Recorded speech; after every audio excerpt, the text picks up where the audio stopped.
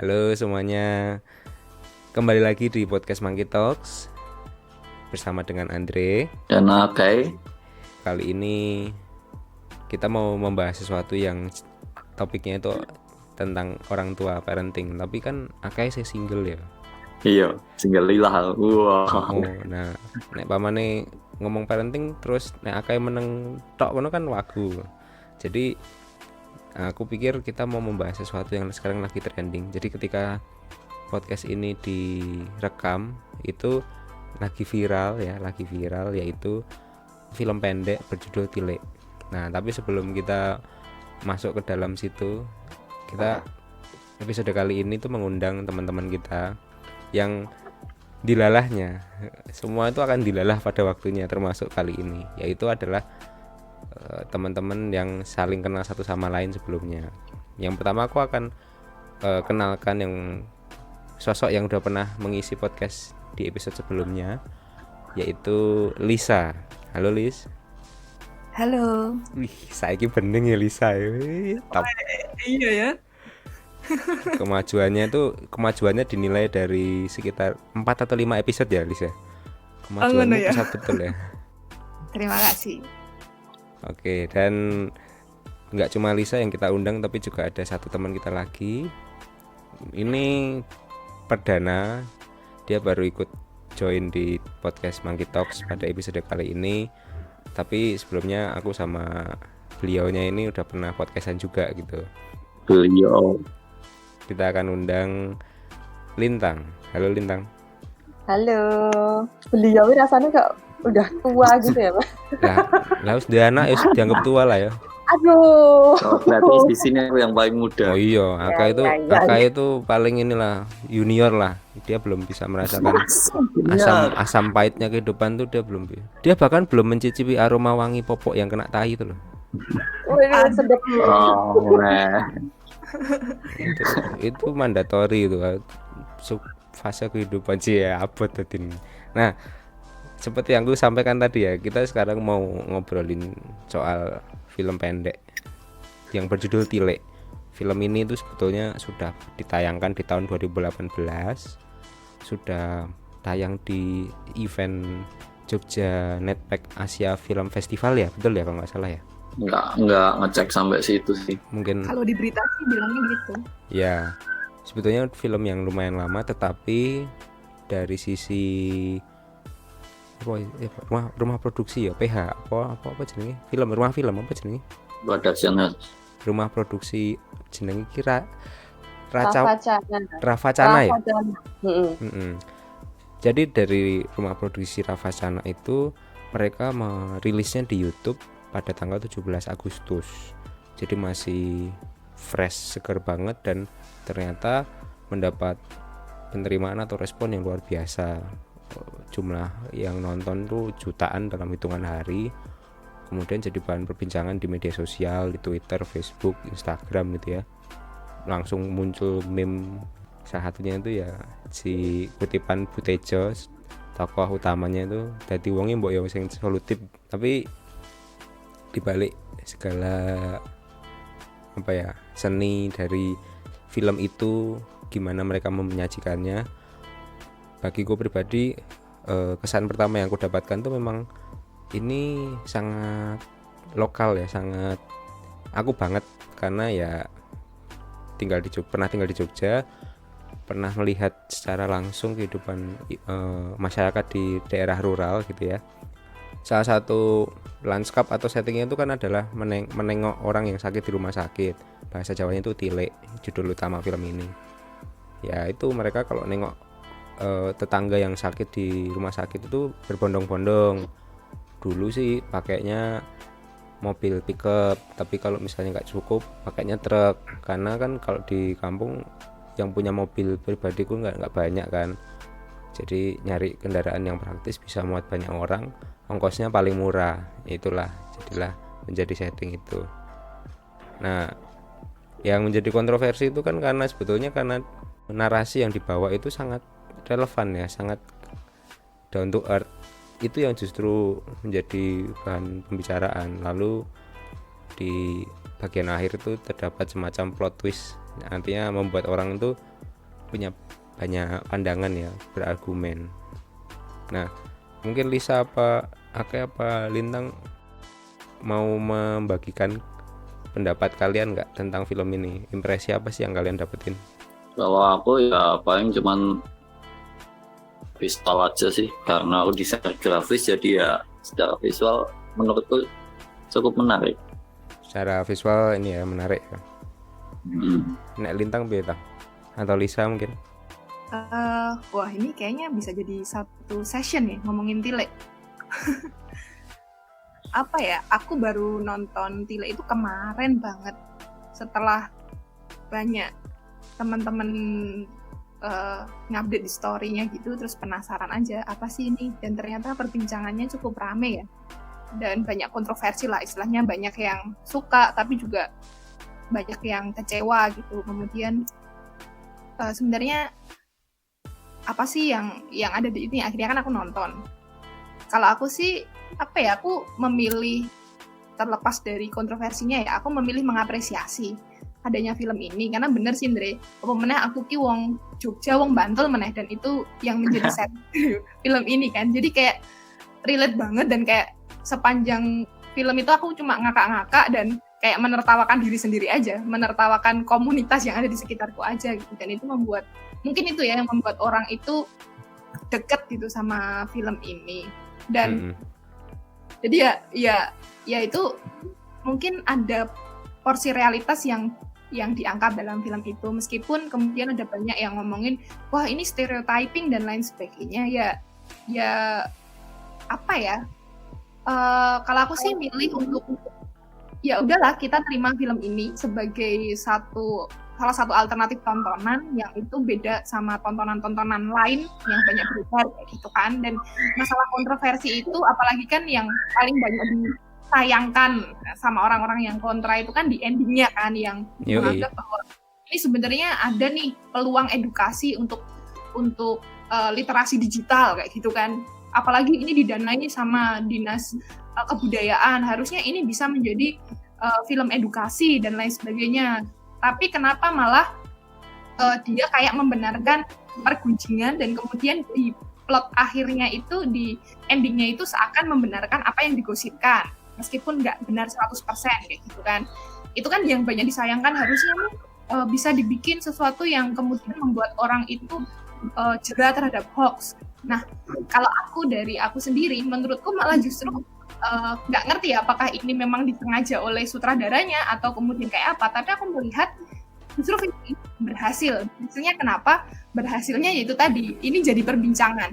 Aku membayangkan ketika endingnya itu katakanlah ya, wah membongkar stereotyping gitu, terus ternyata si sosok Dian ini adalah wanita karir yang berhasil, ternyata dia itu PR, atau kemudian dia itu wanita yang bisa berdiri di atas kakinya sendiri kayak gitu kan, kayak jadi harapan banyak orang gitu ya. Ya udah selesai, menurutku film itu akan selesai dan tidak akan serame ini, dan akhirnya orang tidak lagi mempertanyakan tentang stereotyping, kemudian orang tidak lagi mempertanyakan tentang hoax dan lain sebagainya. So, kalau aku sih milih mengapresiasi sih. Bayang nulis nek ending ning pasar gede piye? Blonjo no. Itu seru meneh sih. Happy ending lho kuwi, blonjo, tuku batik, tuku pisang, tuku pelem ngono kan. Nek menurut Lintang piye? Aku sih sebenarnya pas nonton itu sama sekali nggak ada pikiran sampai yang apa sih, yang orang-orang mikir sampai kayak gitu loh. Jadi cuman wah nyebai gitu toh. Sebenarnya apa ya, sangat relate banget. Apalagi kan tahu sendiri kan, kita sering banyak mengomentari tentang udahlah nggak usah ngurusin hidup orang, apa sih kok istilahnya ibu-ibu tuh kok sukanya yang ada yang nyuruh nikah lah, ada yang apalah, padahal keluarga bukan kenal kadang yo kagak kayak gitu. Iya. Lebih ke situnya aja. Jadi oh ya bener nih, wah si kreatornya benar-benar apa ya, mengimani kehidupan keruralannya itu gitu. Aku cuma mikir sampai situ aja sih sebenarnya. Ya beberapa hal aku melihatnya dari yang impresi pertama ya. Ibu-ibu menggosip itu sesuatu hal yang paling tidak disukai, apalagi bapak-bapak itu paling malas. Jadi ketika mampu menyelesaikan film itu tuh buat aku pencapaian. Bayangno kon ngrokke ibu-ibu gosip iki ndasku, wah, mending posting Instagram lah, penonton YouTube ngene ngrokke gosip. Kan iso di mute. Oh enggak, no. Aku melihatnya begini. Kalau tadi Lisa sempat menyebut, ya harusnya film itu bisa menyampaikan edukasi itu dengan cara yang lebih santun atau cara yang lebih enak dilihat gitu ya. Tapi film ini jelas menampar gitu loh. Berapa banyak, aku pertanyaan reflektif yang pertama aku tanyakan adalah seberapa banyak orang yang happy, senang dan antusias mendengarkan ibu-ibu bergosip. Itu yang pertama di masyarakat modern ya. Karena aku yakin sebagian besar dari kita itu pasti akan jengah, risih tuh. Nyebai iki wong iki ngopo tuh ngomong kira penting banget gitu kan. Dan itu berarti pesan itu tersampaikan bahwa oh, pesan ini mengganggu ya gitu ya. Film itu tuh mengganggu. Berarti dia serve its purpose untuk menggugah nalar orang, menggugah perasaan kita terutama di masyarakat modern ini. Karena ketika film itu ditayangkan di simbok-simbok ning Bantul, mungkin bagi mereka biasa wae karena itu memang keseharian mereka gitu loh. Nggak ada yang merasa ke-trigger. Yuk lah apa salah itu filmnya? Lah emang ketoke si Diane ketoke ya ngono kan ngono kan. Semakin meyakini bahwa itu tuh yaitu keseharian, tidak akan terjadi diskusi, nggak akan jadi argumentasi. Tetapi ketika realita ning desa kuwi ditarik ning masyarakat modern, nah sing masyarakat modern iki sing ribut. Seberapa banyak sih simbok-simbok ning desa terus njuk twitteran sebuah utas mengenai tilik, kan ya ora ngono lho. Paling mereka mau ya ampun Bu ngene, apa malah mau di-share ning WhatsApp.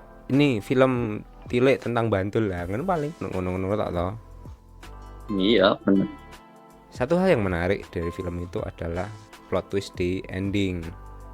Yo, mungkin kita tidak perlu ini ya, nggak perlu spoiler, tapi aku melihat ada semacam aspek konsen ya, persetujuan gitu. Jadi banyak pertanyaan yang muncul ketika bagian ending itu seperti itu gitu. Kok si Ngono mengatakan ini gitu? Kenapa apa perlunya dia mengatakan itu gitu? Apa sih yang melatar belakangi? Dan aku melihat situ ada unsur pentingnya approval ya, persetujuan. Ya dalam hal ini konsen. Kenapa sih kita perlu konsen gitu? Misalnya dalam konteks film itu tuh, oh mungkin karena ada relasi antara si orang yang ada di ending itu dengan orang yang disinggung selama film itu. Ada juga faktor bahwa dinamika sosial ning desa ngono apa di daerah itu tuh pekewoh gitu loh, sungkan ya. Sungkan, jadi nggak mau belak-belakan atau tidak mau berterus terang, tidak mau straightforward. Semuanya serba apa jenenge? Halus ya, serba menggunakan alias apa istilahnya apa ya? Ora gelem ngetok ngono lho. Ora gelem ngetok. Padahal akar persoalannya itu akan selesai ketika semua itu akan straightforward aja dan nggak perlu mikirin omongan orang lain. Tapi kan di film itu tidak seperti itu kan menjadi bahasan yang menarik ya. Tapi seperti kata Lisa, kalau kita membahas ini nggak akan selesai karena sebetulnya topik yang kita mau bahas kali ini bukan itu. Ini hanya sebagai awalan aja gitu, supaya teman-teman yang dengerin kalau belum nonton film Tilik, silahkan nonton di YouTube karena itu film itu bagus banget. Dan jangan lupa nonton film Raja Fana yang lain kayak Anak Lanang, itu juga sama-sama brengseknya film itu. Oh iya bener, aku baru tadi nonton. Aku sudah nonton Anak Lanang dulu dan betul-betul aku ki mangkel kampret sing gawe film iki. Kok iso nggawe film iki sedemikian akurat terhadap realitas wong Yojo. Itu sih, tapi kan aku cuma bisa menyimpan dalam hati karena aku merasa seolah-olah film itu segmented ya, karena feel ambient setting aksen omongannya itu kan Yojo banget kan. Jadi ketika aku ngobrol dengan teman-teman di Jakarta misalnya, aku agak khawatir mereka penangkapannya berbeda.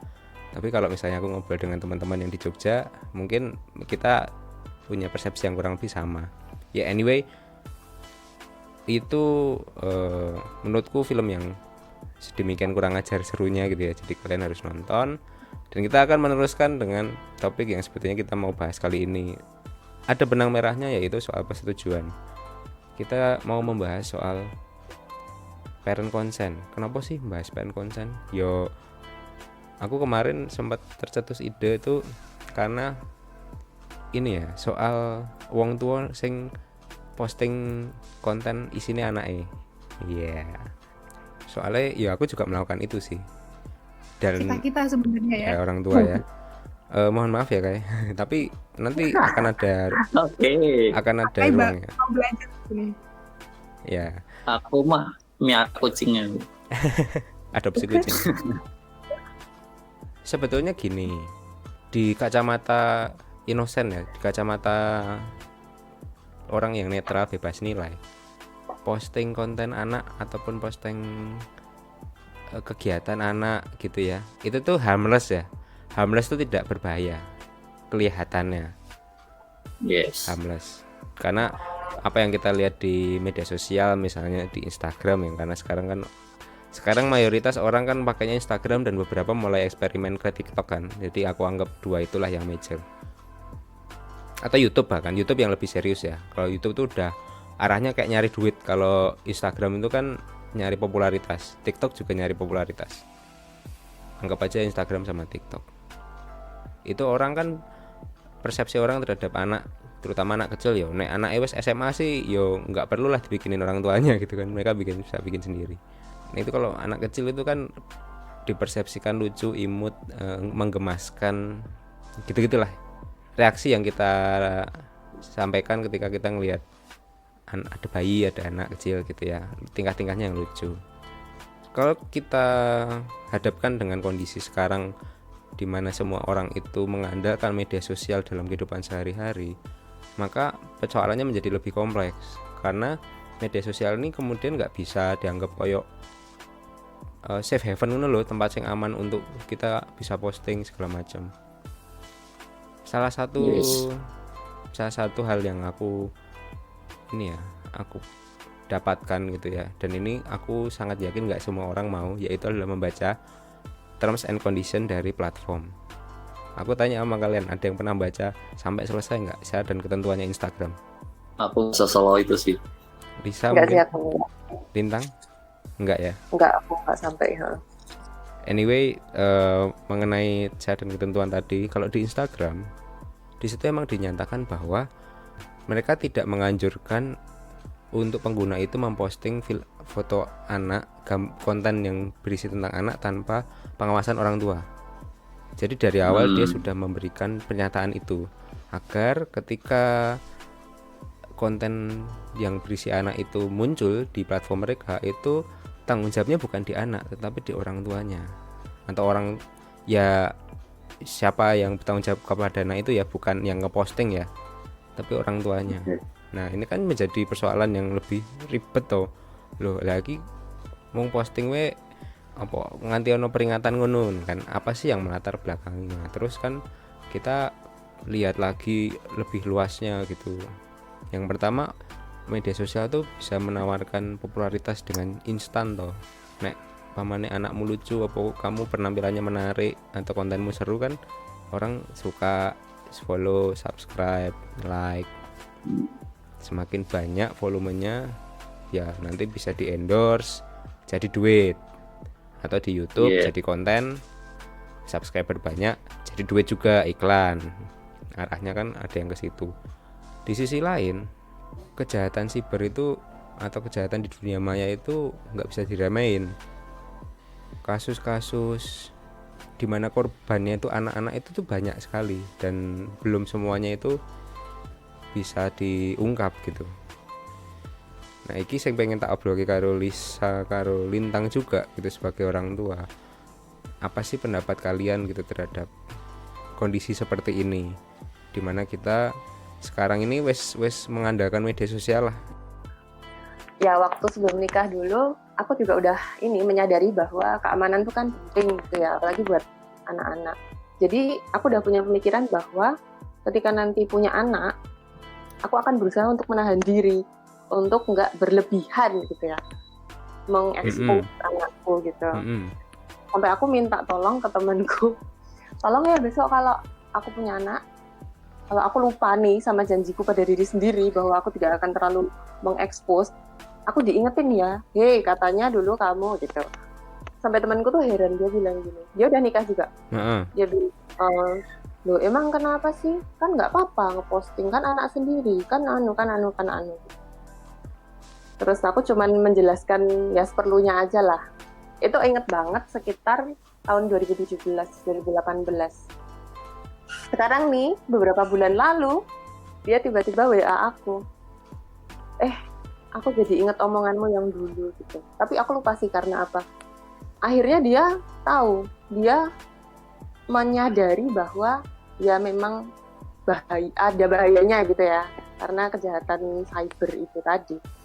Terus dia, ya aku jadi ngerti lah, aku jadi paham.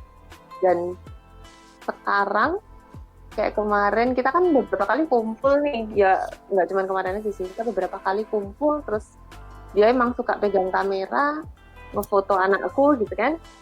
Sebelum dia posting, dia minta izin dulu sama aku.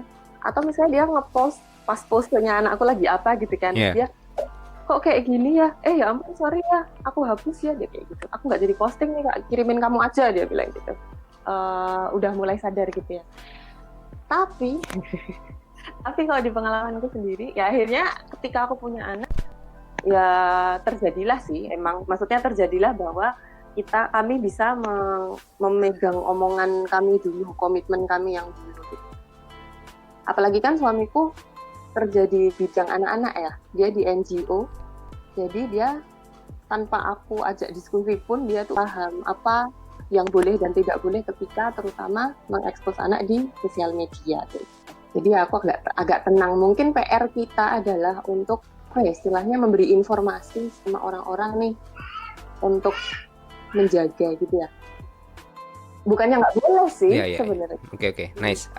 Aku ada pertanyaan soal itu tapi tak simpen dulu ya. Aku mau ke Lisa dulu. Mau ke Lisa dulu. Apa ya?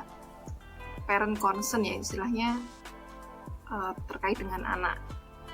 Mungkin agak sedikit berbeda sama Lintang, meskipun di awal aku ini baru aja buka Instagram terus aku lihat kapan sih pertama kali aku ngepost anakku kayak gitu kan. Ternyata di 2018 ketika usianya itu sekitar 10 bulan.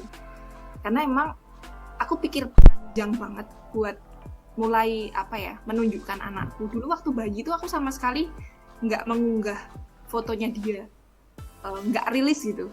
Kecuali di grup keluarga yang itu pun aku sangat selektif dalam memilih foto yang mana ya yang aku post kayak gitu. Itu memang terjadi di aku sih waktu punya anak, dan ini sedikit banyak dipengaruhi ya. Gimana pun aku tuh kan ceritanya kan orang komunikasi ya, sedikit banyak aku belajar ya, jadi tuh nggak bisa lepas di situ.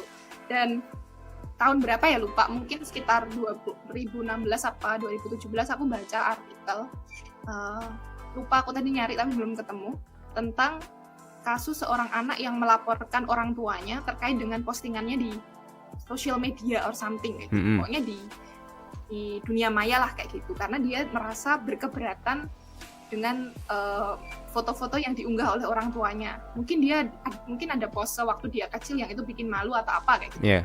Dan itu terpaksa banget di otakku, kayak pertamanya kaget, bisa ya kayak gitu. Dan seorang anak sampai protes kepada orang tuanya bahwa dia nggak terima nih fotonya dia pada saat itu diunggah ke publik kayak gitu kan. Kalau kita ngomongin social media kan mau nggak mau itu masuk ke ranah publik, meskipun mungkin ada pembatasan teman dekat dan lain sebagainya waktu itu ya.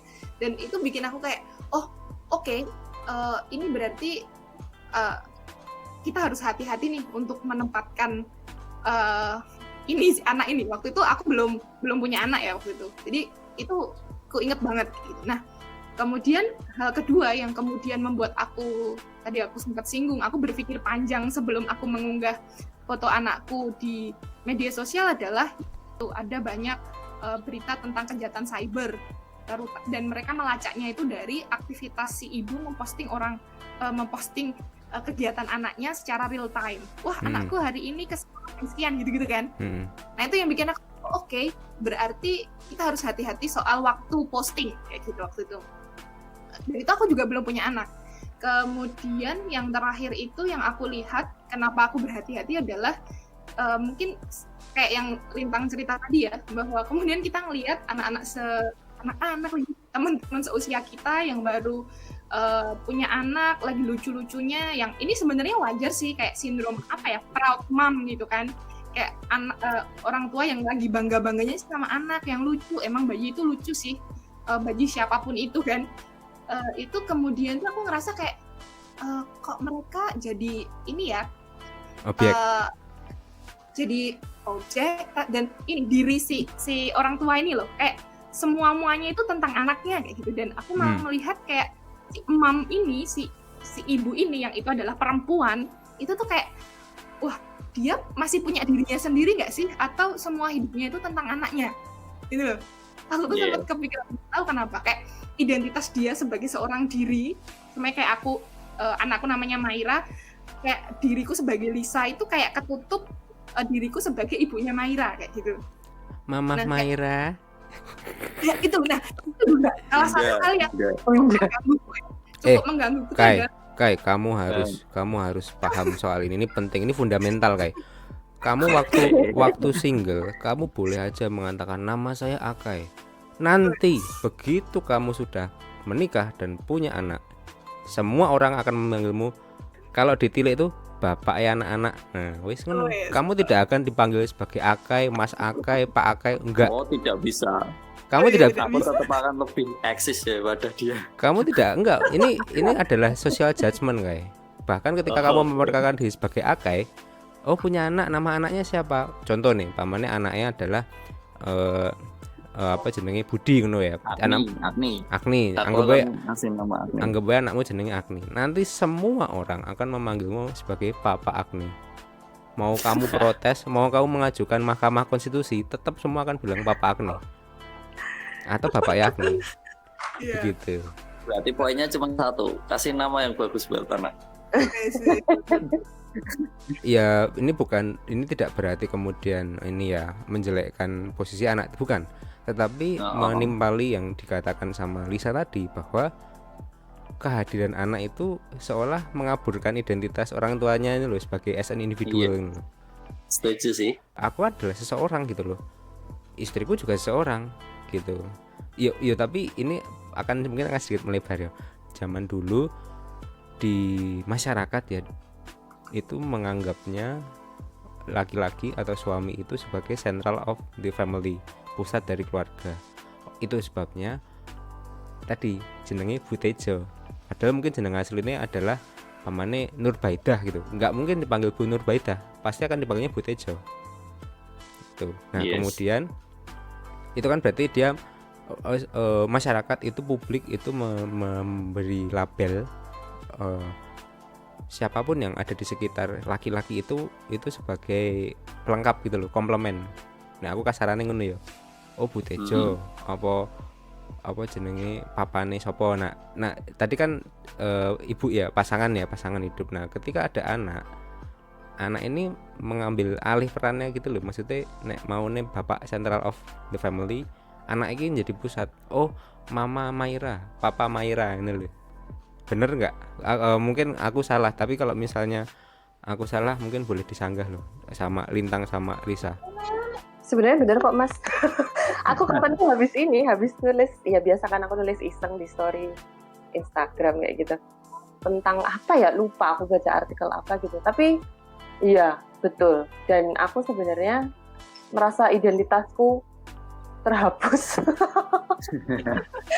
Sebenarnya nggak se-ekstrim itu, cuman kan sebagai manusia ya kan, kita punya nama, kita punya identitas sendiri. Identitas. Dan apa, aku pernah kayaknya sih pernah bilang sama Mas Heru sama Mas Heru, bahwa Mas Heru tuh suamiku ya, bahwa satu, katanya kita akan lebih bisa istilahnya menjaga hubungan suami istri itu ketika kita tidak memanggil dengan ibu, bapak kayak gitu ketika udah punya anak, tapi tetap Mas, atau sayang gitu kan, katanya sih seperti itu. Aku mencoba membicarakan ini dengan Mas Heru, dan ya dia setuju tapi masih sering lupa gitu kan karena membahasakan ke anak gitu, Bu, atau aku juga Bapak kayak gitu. Tapi ya intinya sih sebenarnya kami sadar kalau harusnya menjaga identitas itu, termasuk ke ibu lu kayak gitu. Tapi itu sama loh. Mungkin aku nyambung ya Andre ya. Itu sama kayak aku Lintang. Aku tuh menghindari untuk memanggil suamiku itu bapak kayak gitu. Bapak ya anak. Anak. Karena aku juga pernah, ya mungkin aku gitu terlalu terpengaruh sama artikel juga ya. Aku pernah baca itu dan ternyata tuh aku pernah, kebetulan aku muslim kan, aku tuh pernah baca kayak hadis gitu loh, kayaknya. Terus itu kayak sebenarnya nggak bagus. Yang intinya tuh aku lupa. Intinya nggak bagus untuk kemudian memanggil pasangan kita itu dengan sebutan yang itu tuh muhrim kayak gitu nek wong muslim ya. Ibu kuwi kan saktenane muhrim ngono to. Jadi yo kuwi duduk ya ono kuwi bojomu, duduk bapakmu, duduk ibumu kayak gitu. Terus aku tuh punya prinsip, aku akan tetap memanggil suamiku tuh dengan mas dan namanya Mas Imron kebetulan. Nah, cuman memang kadang-kadang tuh tantangan di depan anak itu kalau aku keceplosan bilang mas gitu kan, ini anakku njuk melu-melu no, lenjel mas ngomong karo bapak mas. Terus itu ya aku jelasin sih kalau ibu manggilnya mas, tapi kalau kamu manggilnya bapak kayak gitu. Jadi yo kui yo sing yo efek sampingnya kui manggilnya tetap berusaha nama dan nggak memanggil sebagai bapak dan ibu, tapi nggak ngerti apakah ini bekerja atau nggak kayak gitu. Tapi feel-nya terasa kok Mbak, menurutku loh ya. Maksudnya ya ketika aku manggil Mas Heru dengan sebutan Mas atau Yang atau gimana gitu tuh ya beda sih ininya sama pacaran gitu ya. Kayak gitu. Ya nggak kayak pacaran juga sih. Terima kasih telah mendengarkan podcast Monkey Talks. Kalau kalian suka dengan podcast ini, share di Instagram dan ikuti terus podcast Monkey Talks di Spotify, Apple Podcast, dan juga di YouTube. Sampai jumpa di episode berikutnya.